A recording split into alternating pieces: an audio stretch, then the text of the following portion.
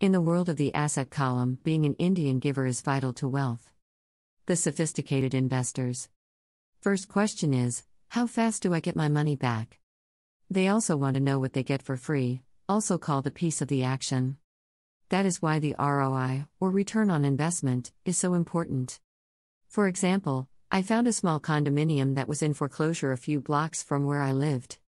The bank wanted $60,000, and I submitted a bid for $50,000, which they took, simply because, along with my bid, was a cashier's check for $50,000. They realized I was serious. Most investors would say, "Aren't you tying up a lot of cash? Would it not be better to get a loan on it?" The answer is, not in this case. My investment company uses this condominium as a vacation rental in the winter months when the snowbirds come to Arizona. It rents for $2,500 a month for 4 months out of the year. For rental during the off-season, it rents for only $1,000 a month. I had my money back in about 3 years. Now I own this asset, which pumps money out for me, month in and month out. The same is done with stocks. Frequently, my broker calls and recommends I move a sizable amount of money into the stock of a company that he feels is just about to make a move that will add value to the stock, like announcing a new product. I will move my money in for a week to a month while the stock moves up. Then I pull my initial dollar amount out, and stop worrying about the fluctuations of the market, because my initial money is back and ready to work on another asset.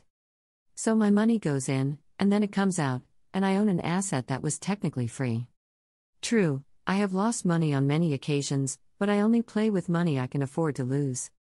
I would say, on an average 10 investments, I hit home runs on 2 or 3, while 5 or 6 do nothing, and I lose on 2 or 3. But I limit my losses to only the money I have in at that time. People who hate risk put their money in the bank. In the long run, safe savings are better than no savings. But it takes a long time to get your money back and, in most instances, you don't get anything for free with it. On every one of my investments, there must be an upside, something for free, like a condominium, a mini storage, a piece of free land, a house, stock shares, or an office building. And there must be limited risk or a low risk idea. There are books devoted entirely to this subject, so I will not talk about it here. Ray Kroc, of McDonald's fame, sold hamburger franchises, not because he loved hamburgers, but because he wanted the real estate under the franchise for free. So wise investors must look at more than ROI.